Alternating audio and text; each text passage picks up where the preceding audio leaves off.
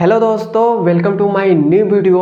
आज का वीडियो आप सभी के लिए वेरी इंपॉर्टेंट होने वाला है, क्योंकि आज के इस नए वीडियो में हम क्लास 10th मैथ का चैप्टर नंबर 1 से लेकर चैप्टर नंबर 4 तक के जितने भी प्रश्नावली हैं उन सभी प्रश्नावली का हम इंपॉर्टेंट क्वेश्चन को सॉल्व करेंगे, जो हमारे बोर्ड एग्जाम में 2-2 नंबर का पूछा जाता है। मतलब हमारे कहने का मतलब है कि जितने भी आपके बोर्ड एग्जाम जितने भी आपके चैप्टर है 1 से लेकर 4 तक के क्या है, जितने भी आपके चैप्टर है 1 से लेकर 4 तक के जितने भी प्रश्नावली हैं उन सभी प्रश्नावली का हम क्या करेंगे, वेरी इंपॉर्टेंट क्वेश्चन को सॉल्व करेंगे, जो हमारे बोर्ड एग्जाम में 2-2 नंबर का पूछा जाता है। मतलब केवल इसमें से हम चैप्टर नंबर 1 से लेकर 4 तक के जितने भी प्रश्नावली हैं उन प्रश्नावली से मैंने वैसे प्रश्न लिए हैं जो आपके बोर्ड एग्जाम में 2-2 नंबर का पूछा जाता है। और आपको मैं विश्वास दिलाता हूँ कि थोड़ा सा सब्र कर देखेंगे तो कोई भी सवाल ऐसा नहीं होगा कि जो आपको समझ नहीं आएगा। 100% है कि आपको कोई भी सवाल समझाऊं आपको समझ आएगा, लेकिन थोड़ा सा आपको सब्र कर देखना होगा। तो आइए अब हम वीडियो को शुरू करते हैं। यहाँ पर सबसे पहला हमारा देखिए क्वेश्चन क्या कह रहा है, और ये क्वेश्चन 2024 के बोर्ड एग्जाम में पूछा गया है। देखिए हमसे क्या कह रहा है कि निम्नलिखित संख्याओं को अभाज्य गुणनखंड के गुणनफल के रूप में व्यक्त कीजिए। मतलब हमारे पास 156 दिया है, इसका हमें क्या करना है, 156 का हमें क्या करना है, अभाज्य गुणनखंड विधि द्वारा इसका हमें गुणनखंड करना है। तो सबसे पहले तो हमें इसमें अभाज्य संख्या पहले समझते हैं कि अभाज्य गुणनखंड क्या होता है। अभाज्य गुणनखंड का मतलब होता है कोई भी अभाज्य संख्या किसे कहते हैं, जो केवल अपने आप से कटे उसे हम अभाज्य संख्या कहते हैं। तो अभाज्य संख्या कौन से अपने आप से कटती है, तो एक तो 2 है, ये केवल अपने आप से ही कटती है। उसके बाद 3 है, ये भी केवल अपने आप से ही कटती है। उसके बाद 5 है, ये भी केवल अपने आप से कटती है। उसके बाद क्या है, उसके बाद 7 जो है ये भी केवल अपने आप से ही कटता है। और भी ऐसे संख्या आगे आते ही जाएंगे जो केवल अपने आप से कटते हैं। तो ये सारी हमारे पास क्या हो जाएंगी, अभाज्य संख्या हो जाएंगी। तो अब हमें ये जो हमारे पास 156 दिया है इसमें से हमें इसको गुणनखंड करना है। यही तो कैसे हम करेंगे, तो यहाँ पर ध्यान से समझिएगा। तो सबसे पहले मैं यहाँ पर इस प्रकार बना लेता हूँ। जब भी आपको गुणनखंड ऐसा देगा तो ऐसे बना लीजिएगा। गुणनखंड करने के लिए देगा तो पहले ऐसे बना लीजिएगा। उसके बाद क्या हमारे पास है 156 है, तो 15 यहाँ पर 6 लिख लिया। अब हमें क्या करना है, इसको अभाज्य गुणनखंड करना है। तो अभाज्य संख्या ये है, तो इसी संख्या में से हमको लेना है। तो सबसे पहले हम छोटी संख्या से कटाएंगे। तो सबसे पहले हमारे पास क्या है, 2 है, तो देखेंगे कि ये 2 से कट रहा है कि नहीं कट रहा है। तो हम पहले यहाँ पर 2 से हम पहले कटाते हैं। तो 2 से कटाते हैं तो 2 सत्ते क्या हो जाएगा, 14 हो जाएगा। अब 15 में से जब 14 चला गया तो 1 बचा, तो अब 1 जाकर इसमें जुड़ेगा तो ये हो जाएगा 16। तो 2 8 कितना हो जाएगा, 16 हो जाएगा। तो ये हमारे पास क्या आ गया, 16 आ गया। क्लियर है यहाँ तक। अब हमारे पास ये 78 आया है। ये देखेंगे कि अब फिर से अब हमारे पास ये 2 से कट रहा है कि नहीं कट रहा है, उसके बाद हम कटाएंगे। तो ये जो हमारे पास 78 है ये 2 से कट रहा है, तो इसे हम फिर से 2 से कटाएंगे। तो 2 से कटाते हैं तब हमारे पास क्या आता है, 2 तिया 6 हो जाएगा। अब 7 में से 6 चला गया, बचा 1 जाकर इसमें जुड़ेगा तो क्या हो जाएगा, 8 में जुड़ेगा तो 18 हो जाएगा। तो 2 9 क्या हो जाएगा, 18 हो जाएगा। तो 18 हमारे पास हो गया। क्लियर है यहाँ तक। अब देखिए अब हमारे पास क्या आ गया है, 39 आ गया है। मतलब हमारे पास तो ये देखेंगे कि अब ये 2 से कट रहा है कि नहीं कट रहा है। तो अब ये 2 से नहीं कटेगा। तो अब देखेंगे कि अब हमारे पास 3 से कटेगा कि नहीं कटेगा। अब हम ये देखेंगे तो ये हमारे पास जो संख्या है 3 से कटेगा। कोई भी संख्या आपको दे दिया हो और कहेगा कि 3 से कटेगा कि नहीं कटेगा, तो आपको जब 3 का पहाड़ा याद होगा, 3 का टेबल याद होगा, तो उसको पहले इन दोनों को जितना भी देगा, कोई भी संख्या, जैसे हमारे पास क्या दे दिया 1 और 2 दे दिया है। अब हमसे कह देगा कि ये 3 से कटेगा कि नहीं कटेगा, ये बता दीजिए। तो आपको क्या करना होगा, ये जो 12 हमारे पास दिया है तो इसको प्लस कर दीजिए, 1 + 2 कर देंगे। ये कितना आ जा रहा है हमारे पास आ जाएगा 3 आएगा। 3 आ जाएगा और 3 के पहाड़े में 3 आता है तो ये हमारे पास 3 से कट जाएगा। उसी प्रकार इन दोनों को हम जोड़ लेंगे। क्या जोड़ेंगे, 3 + 9 को जोड़ेंगे तो हमारे पास क्या आ जाएगा, 12 आ जाएगा। 12 आ जाएगा। 3 के पहाड़े में 12 आता है, बिल्कुल आता है। तो ये हमारे पास संख्या जो होगी वो 3 से कट जाएगी। मतलब कोई भी संख्या दिया गया हो उसको हम जोड़ लेंगे और 3 के पहाड़े में देखेंगे कि वह संख्या आती है या नहीं आती है। यदि आती होगी तो वह हमेशा 3 से कट जाएगी। तो ये हमारे पास आएगी 3 के पहाड़े में, मतलब इन दोनों को जोड़ने पर 12 रहे, 12 3 के पहाड़े में आता है तो ये 3 से कटेगा। तो यहाँ पर हम 3 लिख देते हैं, 3 से कटाते हैं तो 3 एक करने क्या हो जाएगा, 3 हो जाएगा और 3 3 का 9 हो जाएगा। तो ये हमारे पास 13 आ गया। अब हमारे पास ये 13 जो आया है ये केवल अपने आप से कटता है और किसी से नहीं कटता है, तो यहाँ पर क्या हो जाएगा 13 एकन्ने 13 हो जाएगा। तो यह हमारे पास इसका अभाज्य गुणनखंड हो गया। तो यहाँ पर आप लिख दीजिएगा इसको, यहाँ पर मैं थोड़ा सा सिंपलीफाई कर देता हूँ। यहाँ पर यह हमारे पास हो गया।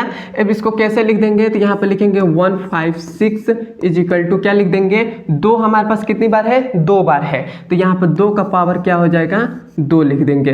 फिर से गुणे हम क्या कर देंगे, 3 हमारे पास कितनी बार है, 1 बार है, तो 3 यहाँ पर 1 बार हो गया। गुणे 13 हमारे पास कितनी बार है, 1 बार है, तो 1 बार हो गया। क्लियर यहाँ तक। अब ये जो हमारे पास आया है यही हमारा आंसर हो जाएगा। तो यहाँ पर आप लिख दीजिएगा आंसर। क्लियर है यहाँ तक। तो ये आपके बोर्ड एग्जाम में कुछ भी इसमें नहीं करना है और आपके बोर्ड एग्जाम में ऐसे ही 2 नंबर का प्रश्न पूछता है। तो मैं आशा करता हूँ कि आपको ये समझ में आया होगा। ये आपको ऐसे 2 नंबर में या 1 नंबर में पूछ सकता है ये सवाल। तो अब हम चलते हैं इसके दूसरे नंबर सवाल पर।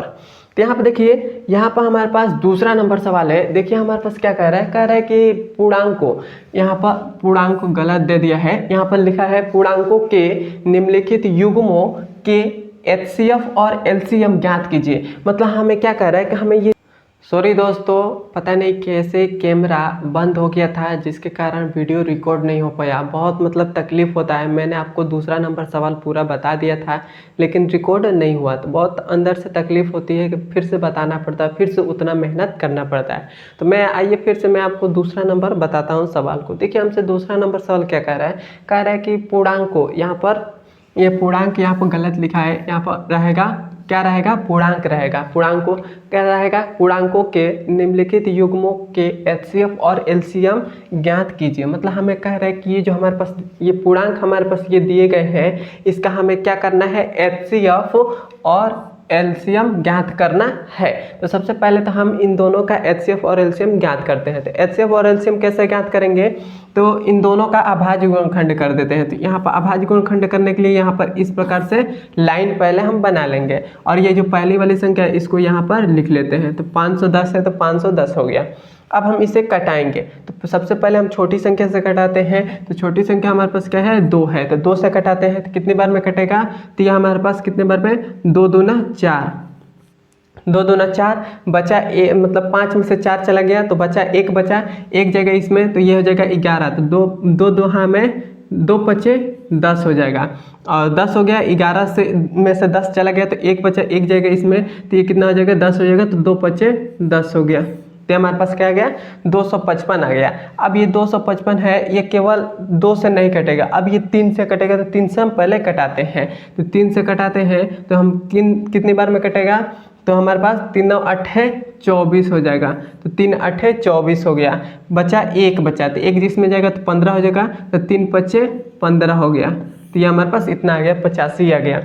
अब ये जो संख्या है ये 5 से कटेगा। तो 5 से कटाते हैं, तो 5 से कटाएंगे तो कितनी बार में कटेगा, तो 5 1 5 और 3 बचा, तो 5 7 35 हो जाएगा। अब आ गया 17। अब हम फिर से 17 से कटाएंगे क्योंकि 17 अपने आप से ही कटता है और किसी से नहीं कटता है। तो 17 1 17 हो गया। क्लियर है यहाँ तक। मैं आशा करता हूँ कि आपको समझ में आ गया होगा। अब हम क्या करते हैं, अब हमने तो इसका गुणनखंड कर दिया, तो यहाँ पर हम लिख देते हैं, क्या हम लिख देते हैं, 510 का क्या गुणनखंड आया है, तो 2 हमारे पास आया है, उसके बाद गुणे 3 आया है, गुणे 5 आया है और गुणे 17 आया है। ये इतना हमारे पास आया है। अब हम इसका भी कर लेते हैं, तो इसका हम यहाँ पर करते हैं। तो ये हमारे पास क्या है, 92 है, तो 92 हो गया। अब हम इसे भी 2 से कटाते हैं, तो 2 से कटाएंगे तो कितनी बार में कटेगा, तो 2 चौको 8 हो जाएगा, बचा 1, 2 छक्के 12, 46 बार में कट गया। फिर से हम 2 से कटाते हैं, तो 2 बार में, तो 2 दूना 4 और 2 तिया 6। अब हमारे पास ये 23 आ गया है, 23 केवल अपने आप से कटेगा, तो 23 1 23 हो गया। क्लियर है यहाँ तक। अब हमारे पास ये आया है, तो इसको भी हम यहाँ पर लिख लेते हैं। क्या आया है, 92 हमारे पास आया है, 92 और इसका गुणनखंड क्या है, 2 कितनी बार है, 2 बार है, तो 2 का पावर 2 हो गया। गुणे उसके बाद क्या है, 23 है, तो 23 हो गया। क्लियर है यहाँ तक मैंने लिख लिया। अब हमसे HCF और LCM कहा था, तो यहाँ पर हम लिख देते हैं HCF। यहाँ पर एक लाइन यहाँ पर ऐसे कर देते हैं, यहाँ पर HCF HCF हमें ज्ञात करने के लिए क्या करते हैं, हमने ये जो गुणनखंड हमने किया है, इन दोनों गुणनखंड में हमें ये देखना होता है कि कौन ऐसी संख्या है जो दोनों में है। मतलब 2 यहाँ पर भी है, 2 यहाँ पर है, दोनों में 2 है, तो यहाँ पर पहले तो हम 2 लिख लेंगे। क्लियर है। उसके बाद हम क्या देखेंगे कि 2 का घात सबसे कम घात किसका है। मतलब इन दोनों में 2 है तो 2 हमने लिख लिया। अब 2 का घात यहाँ पर 2 है, यहाँ पर 1 है, तो इनमें से कौन हम संख्या लेंगे, तो 2 का घात जो सबसे कम होगा। तो 2 का घात सबसे यहाँ पर 2 है, यहाँ पर 1 है, तो 1 वाला घात को लेंगे, तो यहाँ पर 2 का घात 1 हो जाएगा। तो इसका HCF हमारे पास कितना आ गया, 2 का घात 1, 2 का घात 2 हो जाएगा।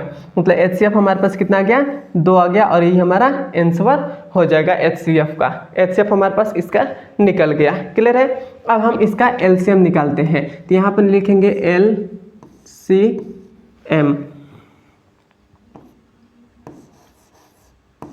LCM निकालने के लिए हम क्या करेंगे, जो हमने दोनों में लिखा था उसको लिख लेते हैं। मतलब जो हमारे पास दोनों में है उसको पहले लिख लेंगे। तो 2 हमारे पास है तो दोनों में, तो 2 लिख लिया। उसके बाद हमारे पास क्या है, अब तो हमने 2 लिख लिया। अब हम इसमें से कौन सा लेंगे, दोनों में से 2 कौन सा लेंगे, तो जो सबसे अधिक घात रहता है। मतलब इसमें 2 का घात 2 है, इसमें 2 का घात 1 है, तो जो सबसे अधिक घात रहेगा, मतलब 2 का घात 2 रहेगा, वही लेंगे। मतलब जिसका अधिक घात सबसे रहेगा, तो 2 का घात 2 है, तो यहाँ पर 2 का घात 2 हो गया। क्लियर है यहाँ तक। उसके बाद हम क्या करेंगे, जितना भी संख्या बच रहा है उन सबको हम लिख देंगे। तो यहाँ पर हमारे पास क्या बच रहा है, 3 1 बच रहा है। उसके बाद हमारे पास 5 बच रहा है। उसके बाद 17 बच रहा है। उसके बाद हमारे पास ये 23 बच रहा है, तो 23 हो गया। क्लियर है। अब हम इन दोनों का गुणा कर लेंगे, तो गुणा करेंगे तो हमारे पास कितना आ जाएगा, तो यहाँ पर HCF, तो इन दोनों का गुणा करेंगे तो हमारे पास आ जाएगा 2346 आ जाएगा। इतना हमारे पास आ जाएगा। तो हमारे पास LCM हमारे पास कितना आ गया, 23 46 और 0, इतना हमारे पास आ गया। तो ये हमारे पास क्या हो जाएगा, इसका LCM हो जाएगा। क्लियर है यहाँ तक। अब मैं ऐसा करता हूँ कि आपको दोनों मतलब समझ में आ गया होगा कि HCF कैसे निकाला और LCM कैसे निकाला। उसके बाद हमसे क्या कह रहा था कि इसके आगे कह रहा है कि इसकी जांच, क्या कह रहा है कि जांच कीजिए कि 2 संख्याओं का गुणनफल। मतलब हमारे पास ये जो 2 संख्या दी गई है, इन दोनों का गुणनफल बराबर HCF गुणे LCM, यहाँ पर गुणा होगा। HCF गुणे LCM है कि नहीं है, यह हमें दिखाना है। तो यहाँ पर हम लिखेंगे कि जांच करने पर, क्या लिखेंगे, जांच में हमें क्या कह रहा है, कह रहे हैं कि 2 संख्याओं का गुणनफल। मतलब ये हमारे पास कह रहा है कि 2 संख्याओं का गुणनफल, तो 2 संख्या हमारे पास क्या है, तो इन्हीं दोनों का गुणनफल हमें कह रहा है। तो यहाँ पर हो जाएगा क्या, 510 हो जाएगा, और गुणे क्या हो जाएगा, 92 हो जाएगा। तो यहाँ पर 92 हो गया। बराबर क्या कह रहा है, HCF गुणे LCM। HCF हमारे पास क्या आया है, तो 2 आया है, तो 2 हो गया। गुणे LCM हमारे पास क्या आया है, तो LCM ये हमारे पास आया है, क्या आया है, 23 46 0, इतना हमारे पास आ गया है। क्लियर है। तो अब हम देखेंगे कि इन दोनों का गुणनफल हमारे पास बराबर आ रहा है कि नहीं आ रहा है। तो हम इन दोनों का गुणनफल देखते हैं। तो 0 का 2 में गुणा करेंगे तो ये हो जाएगा 0, 6 दूना 12 का 2 हासिल 1, 4 दूना 8 1 9, 3 दूना 6, 2 दूना 4, तो ये हमारे पास इतना आ गया। और जब हम इन दोनों का भी गुणा करेंगे तो हमारे पास आ जाएगा 46920। तो इन दोनों का हमारे पास क्या आ जाएगा, दोनों हमारे पास इन दोनों का गुणनफल हमारे पास क्या आ रहा है, बराबर आ रहा है, और यही हमारा आंसर हो जाएगा। यहाँ पर आप लिख सकते हैं क्या, यहाँ पर लिख देंगे कि आंसर, और ये हमारा आंसर हो जाएगा। तो ये हमारे पास दूसरा नंबर भी सवाल सॉल्व हो गया। मैं आशा करता हूँ कि आपको समझ में आया होगा। और अभी तक हमारे व्हाट्सएप चैनल को ज्वाइन नहीं किया है तो ज़रूर ज्वाइन करिएगा, और मेरे इंस्टाग्राम को फॉलो ज़रूर कर लीजिएगा। इस सब का लिंक इस वीडियो के डिस्क्रिप्शन में है, या यहाँ पर आपको स्क्रीन पर दिखाई दे रहा होगा। अब हम चलते हैं इसके तीसरे नंबर सवाल पर। तीसरा नंबर सवाल हमसे देखिए क्या कह रहा है। कह रहा है कि अभाज्य गुणनखंड विधि द्वारा 2520 और 10,530 का HCF और LCM ज्ञात कीजिए। ये सेम टू सेम, ये देखिए पहले नंबर सवाल के जैसा है। थी पहला नंबर नहीं सॉरी दूसरा नंबर सवाल के जैसा है। उसमें भी हमें दो संख्या दे दिया गया था, उसमें हमें कह रहा था कि HCF और LCM ज्ञात करिए। तो जिस प्रकार मैंने यहाँ से लेकर यहाँ तक किया है सेम टू सेम, उसी प्रकार हमें तीसरे नंबर सवाल में भी उसी प्रकार करना है। तो ये तीसरा नंबर सवाल मैं आपको होमवर्क में दे रहा हूँ, आप कमेंट में मुझे बता दीजिए कि आपसे हो जाएगा कि नहीं। आप मुझे कमेंट में ज़रूर बताइएगा, नहीं होगा तो मैं आपको सॉल्व ये करा दूंगा, लेकिन मैं आपको अभी होमवर्क में दे रहा हूँ, आप घर पर ज़रूर करिएगा। तो अब हम चलते हैं इसके चौथे नंबर सवाल पर। यहाँ पर देख लीजिए चौथा नंबर सवाल हमसे क्या कह रहा है, यदि द्विघात बहुपद, या हमारे पास द्विघात बहुपद दे दिया है, ब्रैकेट में दिया है p-1 और उसके बाद है x² प्लस का px प्लस का 1 का एक शून्यक -3 है, तो p का मान ज्ञात करिए। मतलब हमसे कह रहे हैं कि इसमें हमें p का मान ज्ञात करना है।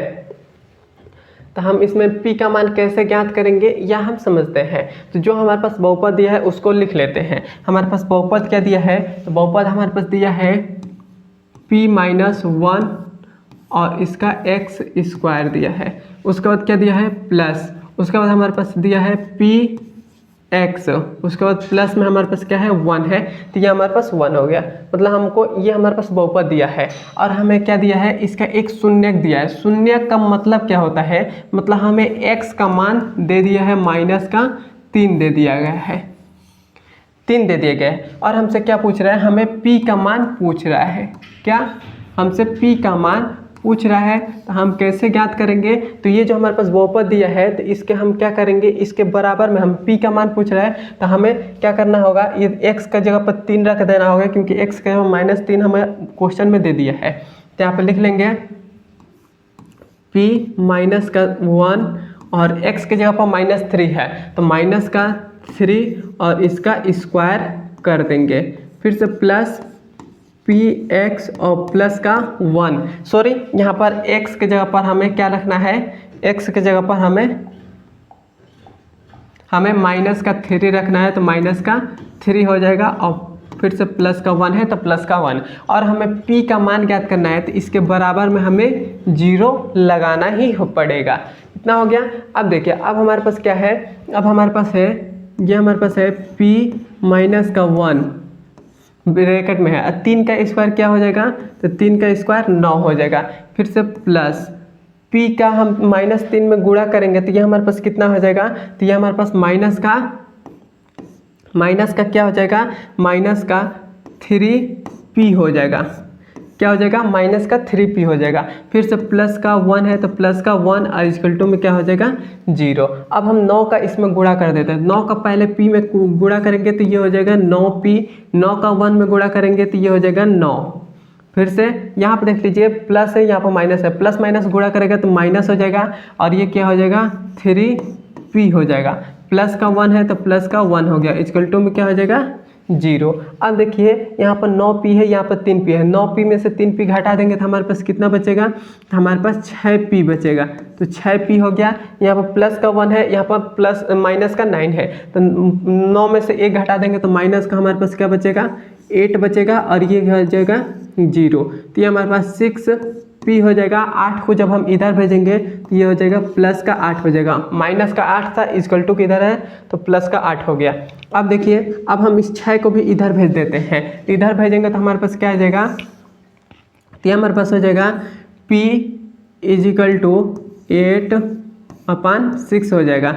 इसको हम काटेंगे तो कितने बार में कटेगा, तो 2 तिया 6 2 चौको 8, मतलब 4/3 आ जाएगा।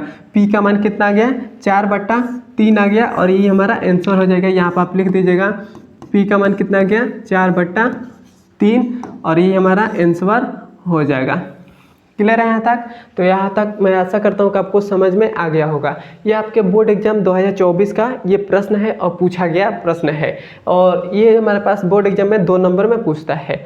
आशा है मैं आपको आशा करता हूँ कि समझ में आया होगा। अब हम चलते हैं इसके 5वें नंबर सवाल पर।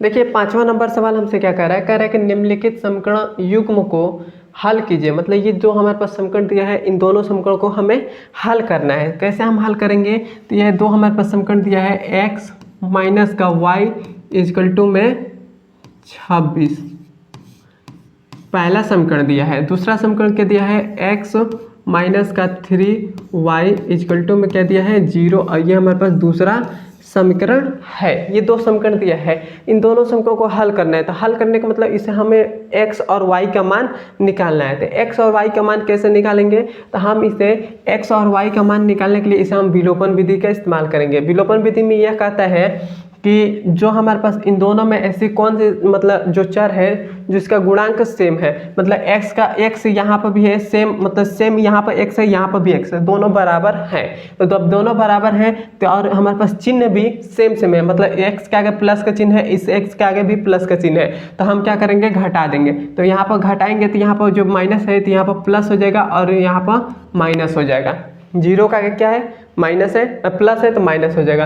तब ये इसको घटाते हैं तो x से x कट जाएगा और यहाँ पर क्या है माइनस का y है, यहाँ पर प्लस का 3y हो गया है। तो 3y में से एक y घटा देंगे तो 2y बचेगा इक्वल टू, और 26 है तो यहाँ पर हो जाएगा 26, 2 के 2 और 13 बार में कट जाएगा। तो y का मान कितना आ गया 13 आ गया। तो y का मान जब हमारे पास 13 आ गया है, क्या आ गया है 13 आ गया है, तब हम इस y का मान समीकरण 1 या 2 किसी में भी रख देंगे तो वहाँ से हम x का मान निकल जाएगा। तो हम इस y का मान क्या कर रहे हैं यहाँ पर लिख देंगे, यहाँ पर क्या लिखेंगे कि लिखेंगे कि समीकरण, यहाँ पर क्या लिखेंगे समीकरण 1 में, हम 1 में ही रख रहे हैं, समीकरण 1 में y का मान रखने पर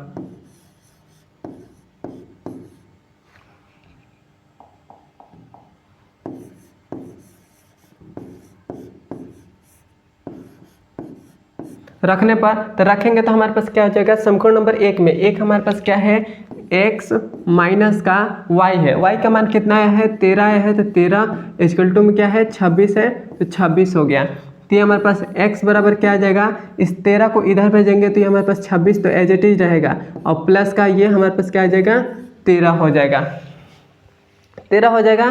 तो अब देखिए अब हमारे पास क्या आ जाएगा, तो हमारे पास हो जाएगा x बराबर 26 और 13 को जोड़ेंगे तो हमारे पास कितना आ जाएगा, हमारे पास आ जाएगा 6 3 9 और 1 3 मतलब 39 आ जाएगा, और ये हमारे पास x का मान हो जाएगा, और ये हमारा आंसर हो जाएगा। मैं आशा करता हूँ कि आपको 5वां नंबर भी सवाल समझ में आ गया होगा। अब हम चलते हैं इसके 6वें नंबर सवाल पर। तो यहाँ आप देख लीजिए ये हमारे पास 6वां नंबर सवाल है, यहाँ पर 5 लिख दिया गया है, यहाँ पर ये हमारे पास क्या है, यह हमारे पास 6वां नंबर सवाल है। 6वां नंबर सवाल देखिए हमसे क्या कह रहा है, सेम टू सेम 5वें नंबर सवाल के जैसा है। कह रहे हैं कि निम्न रैखिक समीकरण युग्म को हल कीजिए। सेम टू सेम ये जो हमने 5वां नंबर सवाल किया सेम टू सेम उसी प्रकार ये भी हमारे पास 6वां नंबर भी सवाल है। इसको मैं आपको होमवर्क में दे रहा हूँ, या आप होमवर्क में करिएगा। मैं आशा करता हूँ कि आप होमवर्क में ज़रूर करेंगे, और कोई भी प्रॉब्लम आएगी तो मुझे कमेंट में कर दीजिए, या आप मेरे व्हाट्सएप नंबर पर मैसेज कर दीजिएगा। मैं इसका सॉल्व कर मैं आपको दे दूंगा, बता दूंगा कैसे सॉल्व करना है, यदि नहीं आएगा तब। अब हम चलते हैं इसके अगले नंबर सवाल पर। तो ये देखिए ये हमारे पास 6वां नंबर सवाल कह रहा है कि यदि द्विघात समीकरण px² माइनस का 2 और यहाँ पर अंडर रूट का 5 px और प्लस का 15 इक्वल टू में 0 के दो मूल समान है तो p का मान ज्ञात करिए। हमसे ये जो हमारे पास समीकरण दो घात समीकरण दिया गया है इसका हमें कह रहा है कि दो मूल क्या है समान है। जो हमारे पास बहुपद दिया है उसको द्विघात समीकरण दिया है उसको पहले लिख लेते हैं। हमारे पास द्विघात बहुपद क्या दिया है px² माइनस का 2 अंडर रूट का 5 और px और प्लस का 15 इक्वल टू में क्या है 0 है। इतना हमारे पास दिया है। इसका मूल कह रहा है कि समान है। मूल समान कब होता है, जब हमारे पास विभेदकर मतलब d, विभेदकर को हम d से प्रदर्शित करते हैं तो d हमारे पास क्या आ जाए 0 के बराबर आ जाता है, तो हमारे पास मूल उसका समान होता है। तो यहाँ पर हम लिख देंगे कि d हमारे पास क्या है 0 के बराबर है, यहाँ पर ऐसे लिख देंगे।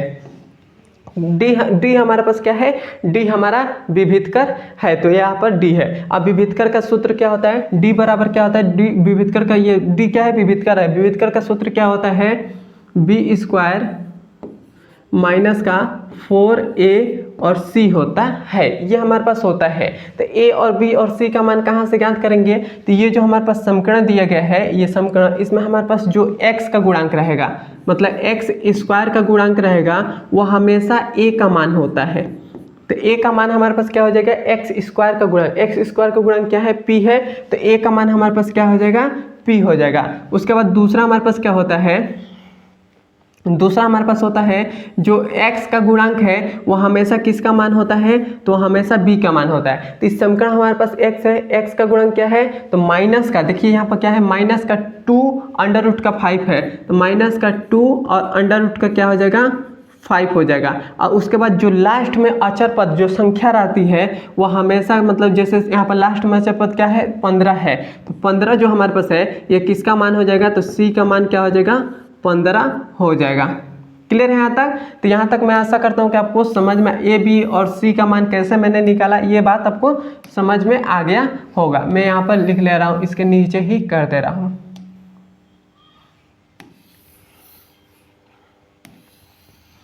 यहाँ पर क्लियर है यहाँ तक। तो यहाँ से मैंने ए बी और सी का मान निकाल लिया। ए का मान कहाँ से निकाला, तो एक्स स्क्वायर का गुणांक जो होता है वो ए का मान होता है, बी का मान क्या होता है, एक्स का गुणांक जो होता है वो बी का मान होता है, और सी क्या होता है, जो लास्ट में अचर पद रहता है वो सी का मान होता है। तो यहाँ पर मैंने लिख लिया, और यहाँ पर इक्वल टू में 0 है तो 0 यहाँ पर लगा दिया। क्लियर है। ये डी का सूत्र होता है बी स्क्वायर माइनस का 4ac, तो बी स्क्वायर माइनस का 4ac इक्वल टू में 0। क्लियर है। अब हमारे पास बी का मान क्या है, तो बी का मान हमारे पास माइनस का 2 और अंडर रूट का 5 का स्क्वायर है, तो ये हमारे पास 5 का स्क्वायर हो गया। उसका माइनस 4, ए का मान हमारे पास क्या है, तो ए का मान पी है तो पी हो गया, गुणे सी का मान कितना है, तो 15 है, तो 15 इक्वल टू में क्या हो जाएगा, 0। क्लियर है। अब देखिए इसका हम 2 का पहले स्क्वायर करते हैं तो ये हो जाएगा 4, अंडर रूट 5 का जब हम स्क्वायर करेंगे तो ये हमारे पास क्या बचेगा, 5 ही बचेगा, इक्वल टू 4, 15 चौको कितना हो जाता है, 60 होता है, पी में गुणा करेंगे तो 60 पी हो जाएगा, इक्वल टू में क्या हो जाएगा, 0। 4 25 क्या हो जाएगा, 20 हो जाएगा, और माइनस का 60 पी हो जाएगा, इक्वल टू में 0। 60 पी को इक्वल टू के इधर ला देते हैं तो ये हमारे पास क्या हो जाएगा, 20 इक्वल टू में यहाँ पर हो जाएगा 60 पी हो जाएगा। क्लियर है यहाँ तक। अब देखिए 60 पी हो गया। अब ये जो हमारे पास 60 पी है इक्वल टू को उधर भेज देते हैं, तो ये इधर हमारे पास गुणा में है, उधर जाकर तो क्या हो जाएगा, भाग में हो जाएगा। तो यहाँ पर मैं कर देता हूँ, तो यहाँ पर हमारे पास क्या है, 20 है, और ये 60 इधर आएगा तो भाग में हो जाएगा, इक्वल टू की क्या बचेगा, पी बचेगा। देखिए 20 था तो 20 मैंने लिख दिया, ये जो 60 था इधर गुणा में है, इधर जाएगा, इक्वल टू को उधर जाता है तो भाग में चला जाता है, तो भाग में आ गया, और पी बच गया इधर तो पी हो गया, 0 से 0 कट गया, 2 एकने 2 और 2 तिया 6, तो हमारे पास 1/3 किसका मान आ गया, पी का मान आ गया, और ये हमारा आंसर हो जाएगा। हमसे क्वेश्चन में कहा था कि पी का मान ज्ञात करिए, पी का मान यही हमारे पास आ गया, ये हमारा आंसर हो जाएगा। मैं आशा करता हूँ कि आपको ये 6वां नंबर भी सवाल समझ में आ गया होगा। अब हम चलते हैं इसके आगे। तो इसके आगे हमारे पास देखिए, ये हमारे पास कह रहा है कि द्विघात समीकरण। मैं एक बार देख लेता हूँ कि कैमरा अभी चल रहा है कि नहीं, मतलब रिकॉर्ड हो रहा है कि नहीं।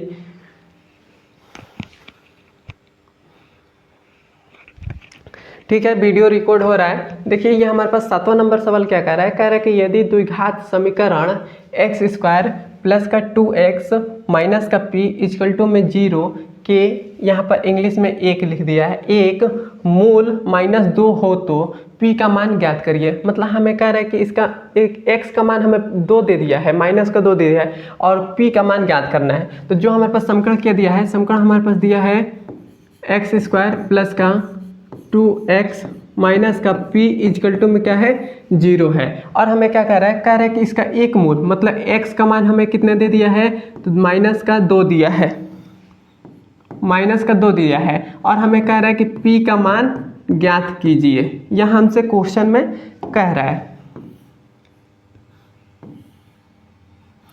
और ये हमारे पास समीकरण दिया है। तो ये हमारे पास देखिए इसमें x का मान -2 रखना है। x के जगह क्या रखना है -2, तो -2 का स्क्वायर हो जाएगा प्लस 2, x के जगह पर क्या रखना है -2 रखना है। तो यहाँ पर क्या हो जाएगा -2 हो जाएगा। इक्वल टू माइनस का p है तो p इक्वल टू में क्या हो जाएगा 0। -2 का स्क्वायर करेंगे तो ये हमारे पास क्या हो जाएगा 4 हो जाएगा प्लस उसके बाद है इन 2 का 2 में गुणा करेंगे तो ये हमारे पास क्या आ जाएगा -4 आ जाएगा। कैसे -4 आएगा? तो क्योंकि 2 के आगे किस चीज़ का साइन है प्लस का साइन है और इसके आगे किस चीज़ का साइन है माइनस का साइन है। प्लस माइनस गुणा किया तो माइनस और 2 का 2 में गुणा किया तो 4 हो गया। और यहाँ पर क्या हो जाएगा माइनस का p है तो माइनस का p इक्वल टू में क्या हो जाएगा 0। अब देखिए 4 प्लस माइनस गुणा करेगा तो ये माइनस का क्या हो जाएगा माइनस हो जाएगा और ये हमारे पास हो जाएगा 4। माइनस का p है तो माइनस का p इक्वल टू में क्या हो जाएगा 0। क्लियर है यहाँ तक? ये जो माइनस का p है इक्वल टू के इधर भेज देते हैं तो ये हमारे पास p आ जाएगा इक्वल टू के इधर आएगा तो प्लस का p हो जाएगा। और ये जो हमारे पास क्या बच रहा है 4 और माइनस का 4 बच रहा है तो ये हमारे पास क्या आ जाएगा p बराबर क्या आ जाएगा 0 आ जाएगा। और ये हमारे पास इसका आंसर p का मान कितना आ जाएगा 0 आ गया और ये हमारा आंसर हो गया। क्लियर है यहाँ तक? मैं ऐसा करता हूँ कि ये भी सवाल समझ में आ गया होगा। अब हम चलते हैं इसके अगले नंबर सवाल पर। तो आप देख लीजिए इसका अगला नंबर ये हमारे पास कह रहा है कि यह हमारे पास 8वां नंबर सवाल है। यह हमसे कह रहा है कि यदि द्विघात समीकरण x² प्लस का 2x प्लस का 3/2 इक्वल टू में 0 का विभक्त कर, यहाँ पर ऐसे होगा विभक्त कर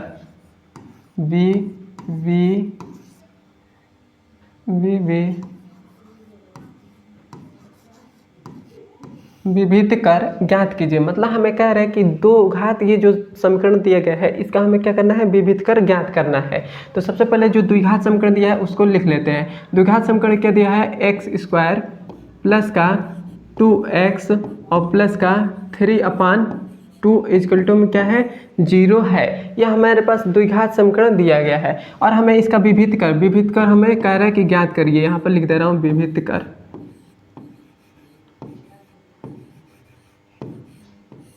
विभक्त कर क्या करिए ज्ञात कीजिए।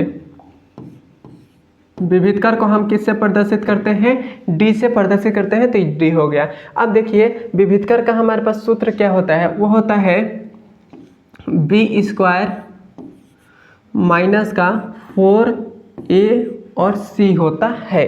तो ये हमारे पास हो जाएगा और ये हमारा क्या हो जाएगा इक्वल टू में d हो जाएगा। मतलब d है तो d हो गया इक्वल टू में विभक्त कर का सूत्र ये होता है तो ये हो गया। लेकिन हमें इसमें a b और c का मान की ज़रूरत पड़ेगी। तो a b c का मान कैसे निकालेंगे? तो मैंने आपको अभी बताया है कि जो x² रहता है वो हमेशा उस x² का जो गुणांक रहता है वो हमेशा a का मान होता है। तो x² का गुणांक क्या है 1 है तो a का मान क्या हो जाएगा 1 हो जाएगा। उसके बाद मैंने बताया था कि जो हमारे पास x का गुणांक होगा मतलब x का गुणांक जो होगा वो हमेशा b का मान होगा। तो x का गुणांक क्या है 2 है तो 2 का b का मान क्या हो जाएगा 2 हो जाएगा। उसके बाद जो हमने बताया था कि जो अचर पद रहता है वो हमेशा c का मान होता है। तो c का मान क्या हो जाएगा 3/2 हो जाएगा। 3/2 हो गया।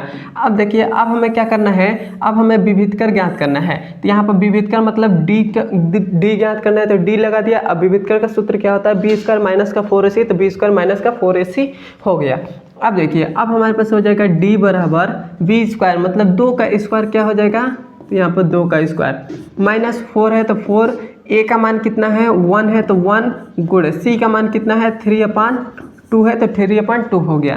तो ये हमारे पास d बराबर 2 का स्क्वायर क्या हो जाएगा 4 हो जाएगा माइनस 4 एकने 4 हो जाएगा। और इसमें चाहे इसे कटा लीजिए 2 एकने 2 और 2 दूना 4 2 का 1 में गुणेंगे तो 2 हो जाएगा 2 एकने 2 और फिर से 2 का 3 में करेंगे तो 6 हो जाएगा। तो ये हमारे पास आ गया 6 आ गया। तो d बराबर क्या आ जाएगा 4 में से 6 घटा देंगे तो माइनस का 2 बचेगा। तो विभक्त कर का मान कितना आ गया है, विभक्त कर का मान आ गया है माइनस का 2 आ गया है और यही हमारा आंसर हो जाएगा। मैं आशा करता हूँ कि आपको ये भी सवाल समझ में आ गया होगा। अब हम चलते हैं इसके अगले नंबर सवाल पर। यहाँ पर देख लीजिए यहाँ पर हमारे पास 9वां नंबर सवाल है। यह हमसे कह रहा है k का मान ज्ञात कीजिए जिसके लिए द्विघात समीकरण इतना के एक्स स्क्वायर प्लस का 20x प्लस का 25 इक्वल टू में 0 के मूल समान है। इसमें भी हमें मूल समान दे दिया है और हमें के का मान कह रहा है। तो जो हमारे पास समीकरण दिया है उसको लिख लेते हैं। क्या दिया है? के एक्स स्क्वायर, उसके बाद है प्लस का 20x और उसके बाद क्या दिया है? प्लस का 25 इक्वल टू में 0 और हमें कह रहा है कि इसका मूल जो है वो समान है। मतलब जो हमारे पास d जो है मतलब विभेदकर जो है वो क्या है? 0 के बराबर है। क्लियर है? इतना दे दिया है। तो d का मान हमारे पास क्या होता है? d का विभेदकर का सूत्र होता है बी स्क्वायर माइनस का 4a और c होता है। इक्वल टू में 0 है तो इक्वल टू में 0 लग गया। क्लियर है यहाँ तक? अब देखिए, अब हमें a b c के मान की जरूरत पड़ेगी। तो मैंने अभी आपको बताया एक्स स्क्वायर का जो गुणांक होगा वो हमेशा a का मान होगा। एक्स स्क्वायर का गुणांक क्या है? a k है तो a का मान क्या हो जाएगा? k हो जाएगा। उसके बाद b का मान क्या हो जाएगा? x का गुणांक। x का गुणांक हमारे पास क्या है? 20 है तो 20 हो जाएगा। उसके बाद जो लास्ट में अचर पद बचता है वो c का मान होता है। लास्ट में हमारे पास क्या बच रहा है? 25 तो 25 हो गया c का मान। क्लियर है? b का मान हमारे पास क्या है? b का मान 20 है तो ये हो जाएगा 20 का स्क्वायर। क्लियर है? माइनस 4 है तो 4 हो गया। a का मान हमारे पास क्या है? k है तो k हो गया गुणे c का मान क्या है? 25 है तो 25 हो गया इक्वल टू में 0। 20 का स्क्वायर क्या हो जाएगा? 2 का स्क्वायर 4 0 0 0 मतलब 400 हो जाएगा। कितना हो गया? 400 हो गया। माइनस ये हमारे पास 4, यहाँ पर सबसे अच्छा क्या करिए, यहाँ पर 25 चौक को कितना हो जाता है? 25 चौक को 100 हो जाएगा। 100 का के में गुणा करेंगे तो ये हमारे पास 100 के हो जाएगा। इक्वल टू में क्या हो जाएगा? 0 हो जाएगा। अब देखिए, अब हमारे पास क्या है? ये जो माइनस का 100 के है इक्वल टू को इधर भेज दीजिए तो ये हमारे पास हो जाएगा 400 इक्वल टू में क्या हो जाएगा? 100 के हो जाएगा। मतलब 100 के माइनस में था, इधर आया तो प्लस का 100 के हो गया। अब देखिए, अब हमारे पास क्या हो जाएगा? ये हमारे पास 400 बटा 100 इक्वल टू में के हो गया। क्लियर है? कैसे मैंने किया? ये जो 100 था गुणा में था, इधर जाएगा तो क्या हो जाएगा? भाग में हो जाएगा। तो वही इधर आया तो भाग में हो गया। अब देखिए, एक 0 से एक 0 कट गया, एक 0 से एक 0 और ये हमारे पास क्या आ जाएगा? 4 इक्वल टू में के हो जाएगा। यहाँ पर के रहेगा और यहाँ पर के हो गया। तो हमारे पास कितना आ गया? के का मान कितना आ गया है? 4 आ गया है और ये हमारा आंसर हो जाएगा। क्लियर है यहाँ तक? मैं आशा करता हूँ कि आप तक आपको समझ में आ गया होगा। अब हम चलते हैं इसके अगले नंबर सवाल पर।